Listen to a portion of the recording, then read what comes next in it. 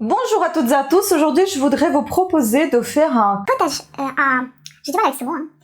Un cottage cheese. cheese, au cottage cheese, enfin bon, la faisselle, mais un peu plus,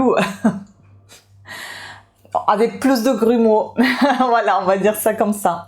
Chez moi on appelle ça tvorog, donc tvorog, bah, c'est le cottage cheese.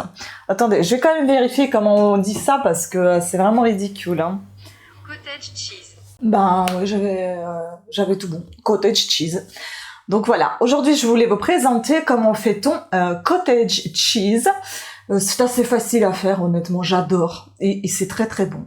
Donc je vous laisse suivre la recette.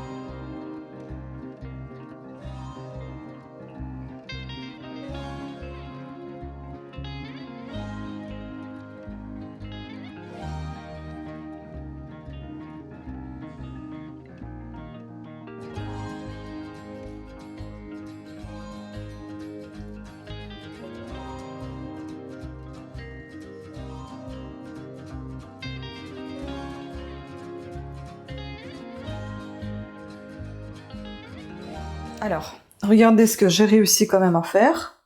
Mais comme il y a des morceaux un peu cramés, ça c'est pour vous montrer ce qui peut arriver. Là, j'ai décidé de changer de casserole.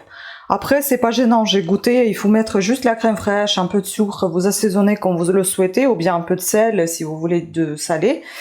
Ou aussi, on peut faire des galettes de faisselle comme je vous ai déjà présenté. En tout cas, j'adore l'aspect, franchement, c'est quasiment exactement ce que je mange chez moi, enfin dans mon pays d'origine, je mangeais ça quand j'étais petite. Je suis trop contente, sauf que c'était des grumeaux un peu plus gros, on sentait un peu plus, mais enfin je suis quand même satisfaite de l'aspect. Et là on va tester sans faire cramer le lait, si je change de casserole, qu'est-ce que ça va donner. On voit ensemble. Donc le lait bout, je mets une autre casserole.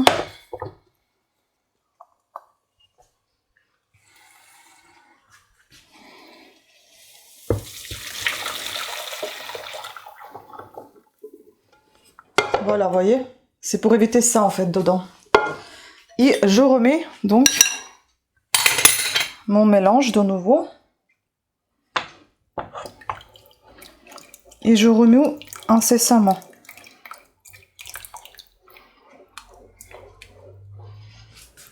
Parce qu'en plus, quand on ajoute cette potion vinaigre, ça décolle encore plus tout ce qui est en dessous.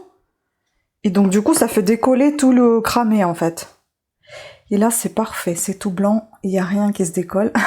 J'adore. Si j'avais su avant que c'était aussi facile de faire ça. Parce que moi, je fais en général avec de la faisselle. Je fais tout simplement au bain-marie pour enlever tout le petit lait. Et le petit lait aussi, on va l'utiliser. Hein. Je pense qu'on est bon là. Hein.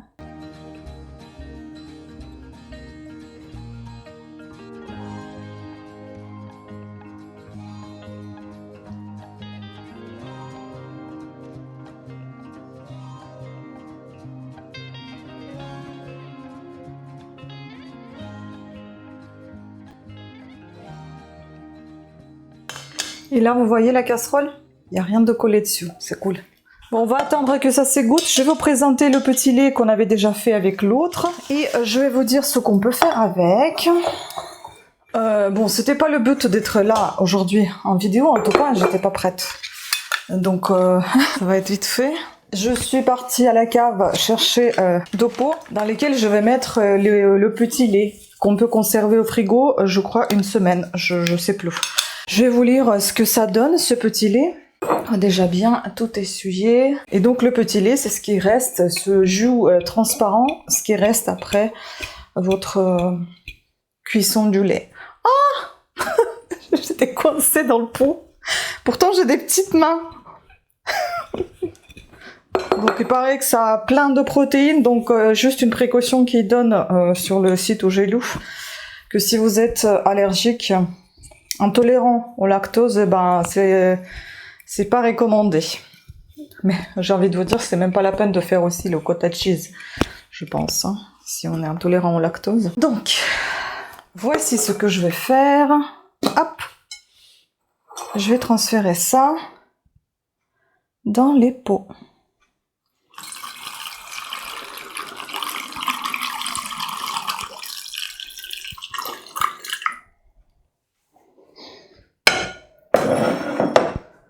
Voilà un.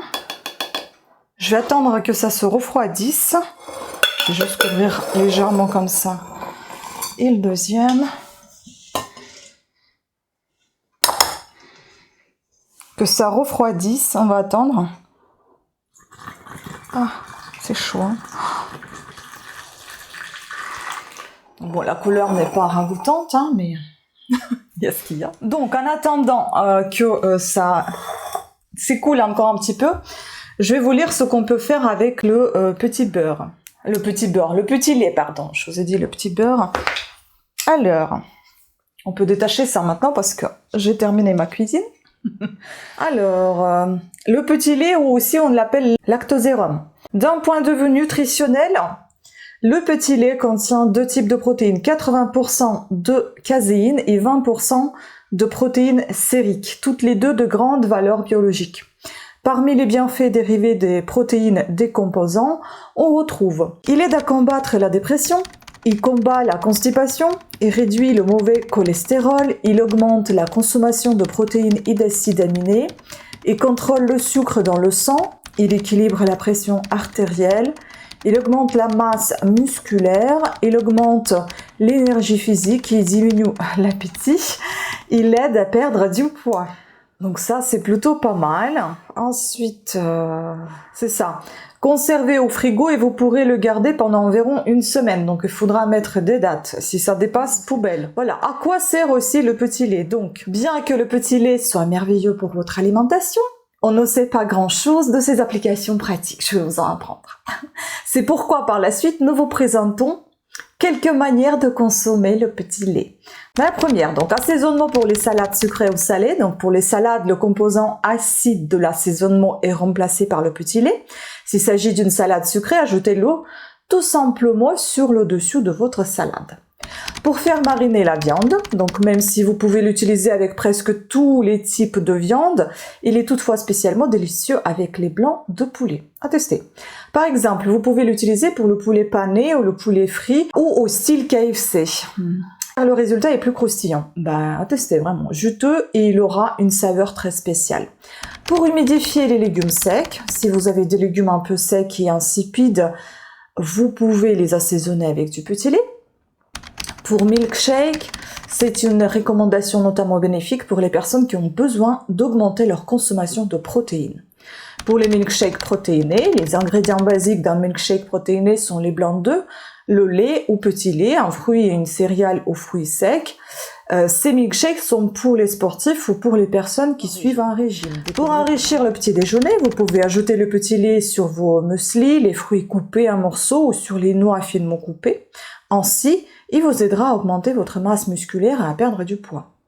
Il aide à une meilleure fermentation des pâtes. Si vous utilisez le petit lait, vous obtiendrez des pizzas, des beignets et des biscuits plus moelleux.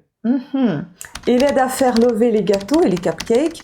Le petit lait aide à l'activation de l'agent levant, notamment le bicarbonate. Ainsi, vos gâteaux seront plus gonflés, moelleux et nutritifs. Cet ingrédient est utilisé pour préparer le Red Velvet. Je ne sais pas ce que c'est.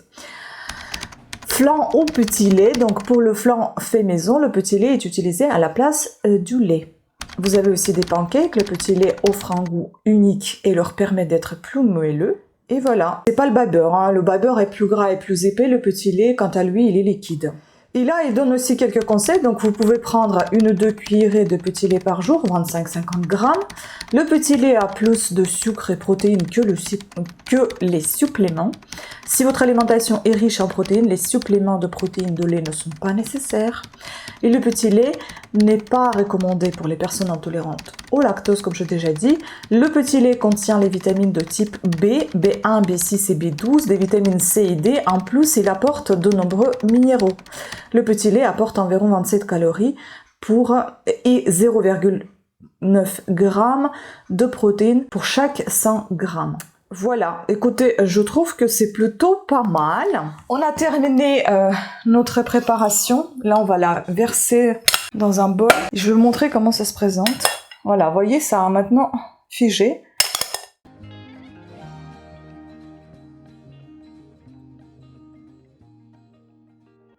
Regardez-moi ça. C'est top. Ça, je me garderai pour demain. Je mangerai au petit déjeuner. Et l'autre, je mangerai maintenant, je pense. Celle que j'ai un peu cramée. Mais voyez, c'est pas du tout... Enfin, c'est pas embêtant, en fait. C'est... Même si c'est un peu cramé, ça n'a pas de goût de cramé, hein, je vous rassure, j'ai déjà goûté. Donc, on va rajouter un peu de crème fraîche. Je vais peut-être pas tout manger non plus, hein. Je vais mettre une partie là. C'était juste pour représenter cramé et pas. Et je vais vous montrer comment peut-on faire avec un peu de crème fraîche, un peu de sucre. Moi, j'aime bien en sucré, mais on peut aussi manger salé. Et tout le reste, je vais réserver au frigo, tout simplement. J'aurais dû peser, mais je crois qu'il y en a pour 200 grammes pour chaque. Donc là, j'ai 400 grammes pour 2 litres de lait. Après, est-ce que c'est moins cher à faire soi-même que d'acheter, par exemple, la faisselle et la préparer comme je fais d'habitude? Je ne sais pas, je ne crois pas. Je crois que ça revient à peu près au même. Il y a peut-être quelques peu de centimes de différence, mais bon. C'est quand même plaisant de savoir faire à soi-même les choses si on n'a pas de faisselle sous la main, mais lait entier y est. Donc, ça, je réserve au frais une fois ça refroidit. Ici, dans cette petite quantité, je vais me mettre un peu de sucre roux, la crème fraîche, 2 cuillères, on va voir si ça suffit.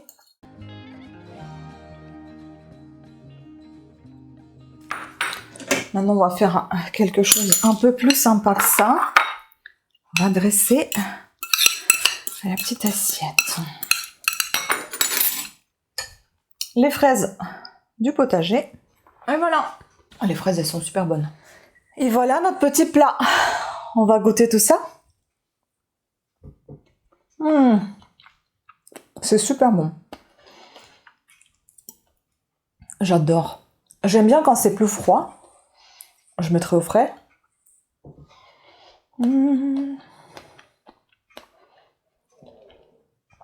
Et les fraises de jardin, du potager.